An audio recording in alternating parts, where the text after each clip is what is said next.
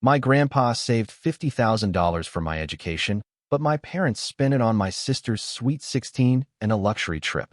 I, 25F, have been working at an architecture business for the past 2 years, and I need to discuss something that has been eating me alive: familial favoritism. Not just slight biases, but overt, obvious favoritism that has influenced my entire life. Let me clarify. My parents treat my younger sister, Sophia, 18F, as if she is the center of the universe, while I might as well be invisible. Have you seen the memes about the golden child versus the scapegoat? That's my life, in detailed and agonizing detail. Growing up, every birthday became a reminder of this reality. On my 16th birthday, I received a used laptop that could only run basic applications. Sophia's Sweet 16 celebration included a full venue rental, a live band, and even a professional photographer. But I'm getting ahead of myself. Let me start at the beginning. I've always been drawn to architecture. Even as a child, I would spend hours with my construction blocks, constructing complicated structures as my parents admired Sophia's bizarre dancing movements in the living room. "Look how naturally talented she is," they'd exclaim, while my meticulously crafted structures were tossed aside without a glance. This pattern persisted through our lives. When I was in college, I took first prize in a major architectural design competition. It was a breakthrough moment in my career, the kind of triumph that leads to new opportunities. I alerted my parents about the awards event several weeks in advance, believing that this time would be different. My mother casually stated to me the morning before the ceremony that they would be unable to attend. "We have errands to run," she added, barely looking up from her phone, which was probably showing Sophia's most recent Instagram photos. I ended up asking my friend's mother to snap photos, holding back tears as I got my prize in front of a crowd of ecstatic parents. 3 months later, Sophia signed up for a high school dancing competition. My parents were overjoyed when she came in second place, not first. They gave her flowers, took her out to a lavish dinner, and documented everything on every social media outlet they could find. "Our talented daughter is following her dreams," they wrote. I sat at that dinner, pushing food around my plate, wondering why her dreams were so much more valuable than mine. The instances are numerous. When my outdated phone eventually died, it was so old that the screen would randomly go black. I had to work additional shifts at my part-time job to save enough money for a replacement. Sophia expressed wanting the latest iPhone, and they got it for her that weekend. "She needs it for her social media presence," my mother said, as if that justified everything. But the true difference was in how they handled our mistakes. I once forgot to take out the garbage after working all night on a project. My father lectured me for 45 minutes about responsibility and how I needed to grow up and contribute to the home. But what happened when Sophia backed into our mailbox before she even had her license? They laughed it off. "Oh, everyone makes mistakes when they're learning." It cost $300 to replace the mailbox. My grandfather was not like others. He was my light of hope in this sea of favoritism. While my parents were preoccupied with Sophia's latest social media follower count, Grandpa would sit with me in his study and review my architectural sketches. He wasn't very knowledgeable about modern design ideas, but he understood passion. One day, he said, his eyes gleaming, "I'll see your buildings on postcards, and I'll buy every single one of them." As I grew older, I spent more time at my grandparents' house. It was the only location where I could breathe freely and not have my accomplishments eclipsed by whatever Sophia had done that day. Grandma would bake cookies while Grandpa worked on my college applications. They were the first who actually noticed me. When I was 22 and working my first job at an architecture firm, Grandpa summoned me for a serious chat. He brought me down to his study, the same space where he'd fostered my goals for years, and informed me that he was establishing a college fund for my graduate education. He was painfully honest. "I know your parents won't prioritize this, sweetie. They have their favorites, and it's not fair, but I want you to have your shot." The amount was large, totaling $55,000. It was enough to give me a legitimate opportunity to pursue my master's degree without drowning in debt. When my parents found out, they barely responded. "What about Sophia? She had an amazing tantrum. Why doesn't Grandpa love me as much?" she cried. My parents spent hours comforting her, assuring her she was just as important and adored. Meanwhile, I stood in the corner, convinced that I couldn't have this one item without it becoming about her. Working for an architecture firm has been my escape. I've pushed myself into my tasks, working late at the workplace and taking on extra responsibilities. My colleagues value my effort and attention to detail. Last month, I was even able to present one of my ideas to a significant client. The firm's partners were impressed. But when I sought to share this information with my parents, "That's nice, honey, but did you hear about Sophia's TikTok going viral?" Then everything changed. My grandparents died within months of one another, first grandpa, then grandma, as if they couldn't take being apart. Losing them devastated me. They were my support system, my cheerleaders, and the only people who treated me like I was important. In the midst of my sadness, I had to manage the duties they had left behind. They were highly structured, with everything clearly spelled out in their will. They left me their humble home, filled with memories and love. Then there was the college fund, Grandpa's pride and delight. I had not touched it yet, thanks to my work savings, but as graduate school applications approached, I decided to check the account. Late one night, after a particularly hard day at work, I logged in to check the balance. The numbers on the screen caused my heart to stop. Instead of $55,000, there was just $5,000 remaining. I blinked. I refreshed the page, logged out, and back in. The number did not change. The next morning, I went to the bank in person, trying to remain calm while I inquired about the transaction history. That's when the truth was revealed. My parents, named as secondary beneficiaries, had been steadily depleting the account for the past year. I called my mother that evening, my hands shaking as I gripped the phone. "Hey, I was checking Grandpa's college fund, and most of the money's gone. Do you know what happened?" There was a long delay before she spoke, her tone immediately defensive. "What do you mean it's gone? Are you sure you're looking at the right account?" When I told her I'd been to the bank and knew the money had been withdrawn, she abandoned the act. "We used it for Sophia's Sweet 16, she explained, as if it were the most natural thing in the world. I felt like I had been hit in the stomach. "You spent $50,000 on a birthday party?" "It wasn't just the party," she said, as if that made things better. "There were a lot of expenses, the venue, the catering, the decorations. Plus, we got her a car." Then came the kicker. They had also used the money to take Sophia on a 2-week family trip to Europe. I wasn't even told about the family vacation, let alone invited. When I explained that the money was intended for my education, my mother sighed as if I was being difficult. "You didn't need that money anymore. You have a job, remember? Sweet 16 only happens once." We wanted to make it special for her. I hung up the phone, my entire body numb. That night, I sat in the living room of the house my grandparents had left for me, surrounded by images and memories. It seemed like a betrayal of all they had worked for and believed in. After days of internal deliberation, I came to a decision. I hired an attorney. This is not about money anymore. It's about respect, about advocating for myself, regarding respecting my grandparents' desires. When my parents received the documents, all hell broke loose. My mother called within hours, shouting about how I was ripping the family apart. "Do you know how this makes us look?" she insisted. My reply was straightforward. "You should have thought about that before stealing $50,000. "It wasn't stealing," she exclaimed. "It was for the family." I advised her to contact my lawyer and hung up. The fallout was immediate. My extended family found out, of course. My mother couldn't keep it a secret, and I became public enemy number one. My aunt called to lecture me on family loyalty. My aunt told me, "You need to think about what you're doing to your mother." But I'm done thinking about everybody else. For once in my life, I'm thinking about myself. My lawyer thinks this will not be a simple process, but I am ready. My grandparents believed in me. I believed in my dreams. I refused to let their final gift to me be spent on a Sweet 16 celebration and a car Sophia has probably already wrecked. I will keep you updated as things progress. If anyone has dealt with toxic family dynamics like this, I'd love to learn how they addressed it. Sometimes I question whether I'm doing the right thing, but then I remember my grandfather's expression when he told me about the college fund and how delighted he was to be able to help me pursue my aspirations. I will not let them take it away. Update 1. Hi Reddit.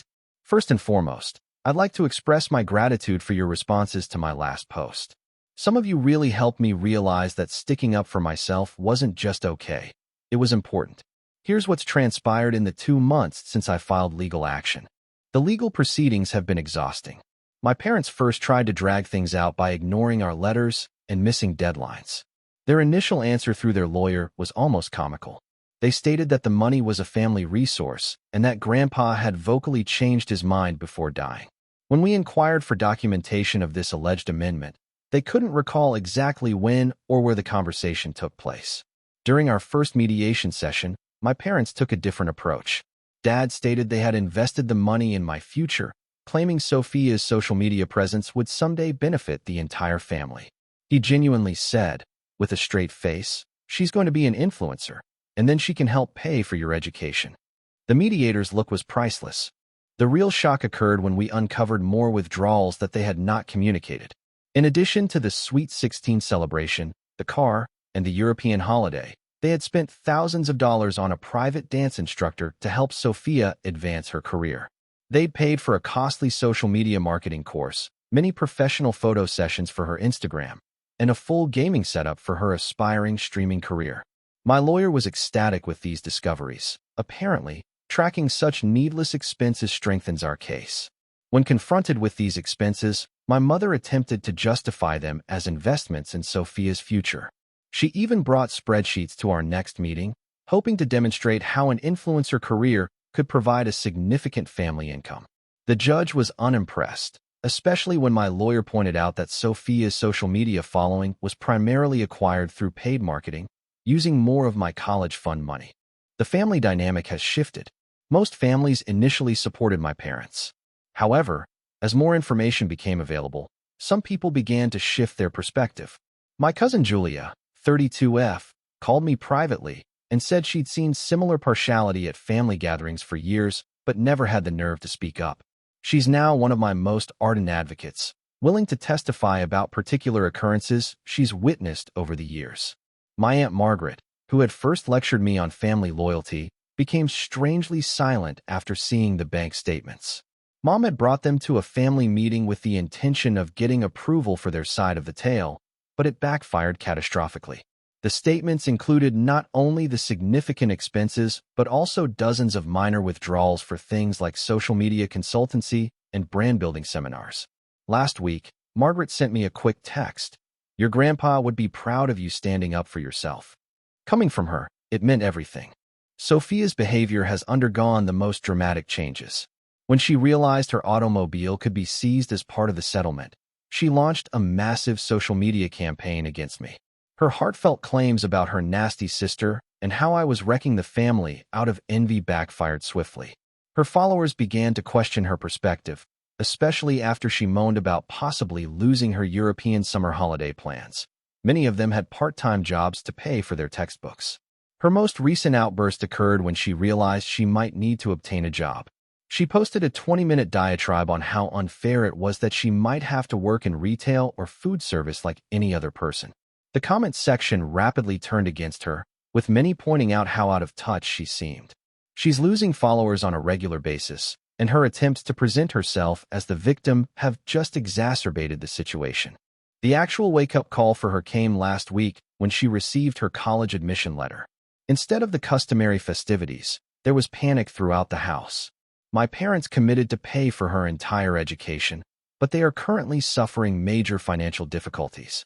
Their savings have been exhausted due to legal bills and a potential settlement. Sophia's dream school is suddenly less guaranteed, and for the first time, she is confronted with the implications of their collective decisions. Meanwhile, my career has become my haven. My firm's partners have been really helpful, particularly after I informed them that I may want some flexibility for court dates. One of them approached me and related her own story of family financial abuse. She has become something of a mentor to me, guiding me through both professional and personal obstacles. Last month, she even assigned me to oversee a key project, indicating that she believes in my talents despite my ongoing personal troubles. The most reassuring event occurred during a heated phone conversation with my folks last week. My mother began her typical guilt trip about family loyalty, but this time I found my voice. When she started talking about how families should help each other, I politely asked her, "Where was this concern for your family when you spent my education fund on Instagram photo shoots and social media courses?" The line became silent. Then she hung up. An hour later, my father called back with an entirely different tone. For the first time, he seemed dejected. "Their lawyer phoned mine yesterday, saying we might be able to reach an agreement." The judge's first remarks regarding their breach of fiduciary duty appear to have finally struck home, particularly when he referenced potential punitive damages. My folks are beginning to understand that this will not go away with a few sad phone calls or guilt trips. The entire experience has been transformational. Standing up to them was daunting at first, but each small success has made me stronger. I am no longer the silent daughter who absorbs whatever attention they decide to offer me. I'm a professional lady battling for what is rightfully mine, and I'm winning, not just in court, but in real life. Watching Sophia deal with real-world consequences has been eye-opening. She had to cancel her summer travel plans, and there is real talk that she will attend community college rather than her ideal university. She stopped writing about me on social media once her fans began to doubt her viewpoint. Some of her acquaintances have even contacted me personally, saying that my stance against family financial exploitation has helped them think about their own family problems. One of them even called me inspirational. Imagine the scapegoat daughter becoming an inspiration. The most recent development occurred when my parents attempted one more manipulation effort. They arrived at my office unannounced, believing they could press me in person. They didn't anticipate my entire team to rally around me. My mentor stepped in politely but firmly, ushering them out and telling them that any communication should go through our lawyers. It was fantastic to see their power over me dissolve in real time. I'll provide an update once we've reached an agreement or if anything significant changes. Thank you all for your encouragement and wisdom. Thank you to everyone who shared their own experiences with standing up to toxic family members. You helped me find my voice when I needed it the most. My grandfather used to say, "Sometimes the hardest battles are the ones most worth fighting." Update 2. After 6 months of intensive legal battles, I am finally able to reveal the outcome. For anyone curious about the outcome of the litigation, brace up, for karma has finally caught up with my family. The settlement negotiations were severe. My parents first claimed poverty, but their social media activities exposed them. Despite claiming financial distress, my mother continued to post about weekend spa getaways and fancy purchases. When my team submitted these posts to their lawyer during mediation, he visibly shuddered. Our forensic accountant made a surprising discovery, which marked a turning point. In addition to the expenses we already knew about, my parents had started depositing money into Sophia's social network investing account. They had recruited several influencer coaches and even put down a deposit on a content creation house, all using my college fund. The judge's response was noteworthy. This isn't investing in a child's future. This is gambling with someone else's inheritance. The final settlement exceeded our first expectations. My parents had to liquidate various assets, including their vacation timeshare and investment properties we had no idea existed. Sophia's car, the one they purchased with my money, had to be sold. What's with the irony? She had barely driven it and preferred to be chauffeured about by our parents. What about luxury shopping sprees and European vacations? Gone. She now works at a neighborhood coffee shop, which is her first actual job at the age of 18. The transformation has been astonishing. Initially, she returned home lamenting over having to wear a uniform and deal with tough customers. But something unexpected happened. She's genuinely maturing. She paid her first student loan payment last week and posted about it. There were no tears, no drama, just a simple acknowledgement that she is learning to stand on her own 2 feet. My parents' changes have been even more dramatic. The illusion of a beautiful family life, which they had cultivated for years, has crumbled. My mother's social media accounts, which were formerly loaded with beautifully managed family images and uplifting words about unconditional love, have gone silent. Dad stopped making excuses for their actions and recently sent me an email, our first true conversation in months. In his email, he revealed something I never expected to hear. We failed you as parents. We got so caught up in making Sophia the star of our family that we forgot you were shining in your own way. He started therapy after seeing my name in an architectural magazine. I had recently won an award for an innovative ecological design project, and he stated he finally saw what my grandfather had always seen in me. My career provided the most rewarding growth opportunities. The sustainable design initiative that drew my father's interest has opened up great opportunities. 3 major corporations have approached me with job offers, and my current employer has reacted with a promotion and a significant raise. The partners even mentioned fast-tracking me for a junior partner position, which typically takes at least another 5 years. The compensation money has now arrived, and I have invested it just as my grandfather would have wished.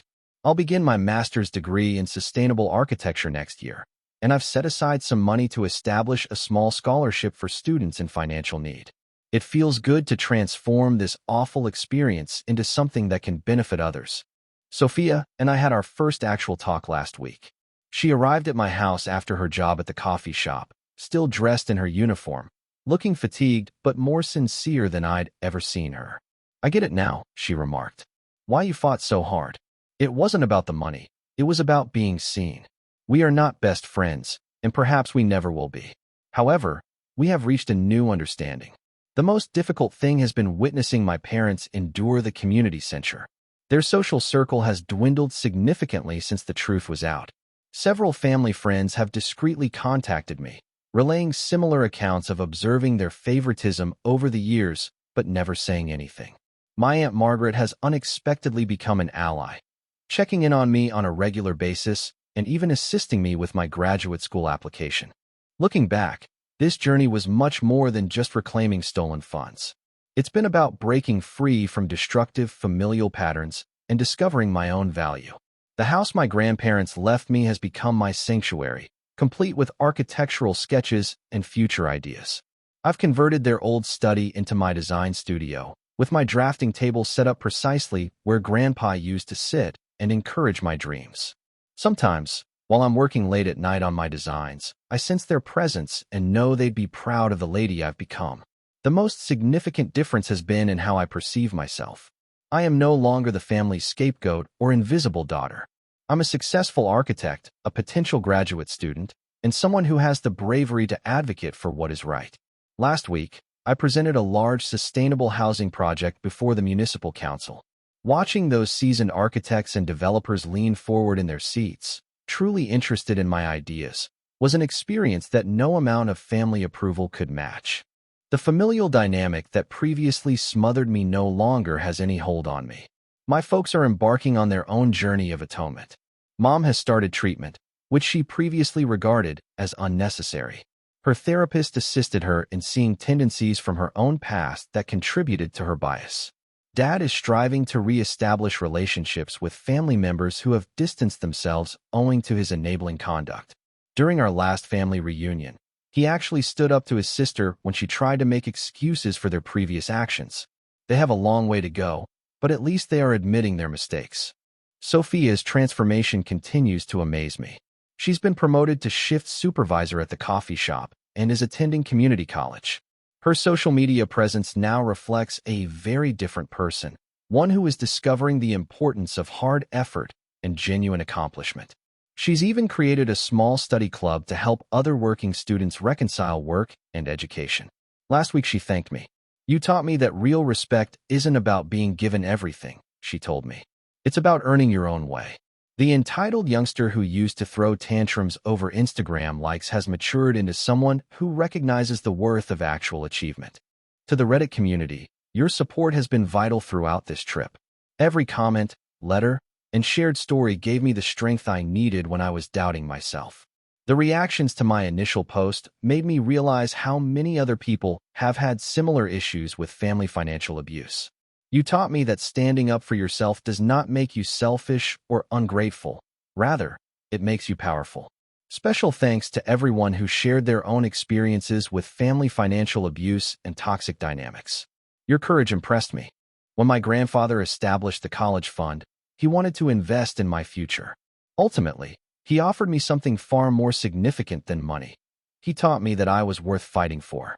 He showed me that dreams are more than simply wishful thinking. They are objectives that should be pursued with everything you have. That lesson has been worth every difficult moment on this path. For anyone out there dealing with similar family situations, remember, you deserve to be recognized, acknowledged, and your dreams taken seriously. Do not let anyone tell you otherwise, even if they are family. Sometimes the most difficult battles are fought against people who should have been your staunch supporters, but those struggles shape who you are. The legal victory was only the beginning. I've begun helping other young architects at my business, particularly those dealing with financial or family issues. It feels natural to pass on the kind of support that my grandfather offered me. Next month, I'll be speaking at a professional conference on sustainable urban development, which I would never have done before. As I prepare to begin my master's program, I carry my grandfather's words near to heart. One day, I'll see your buildings on postcards. I may have lost my family once, but I gained something far more valuable, the courage to shape my own destiny on my own terms. Every blueprint I draw, every design I develop, is a reflection of his faith in me. Thank you, Reddit, for being a part of my quest to reclaim what was properly mine, not just money, but also my self-worth. Your intervention has transformed a story of familial betrayal into one of personal victory. I hope that my story can inspire others to have the strength to stand up for themselves and their aspirations.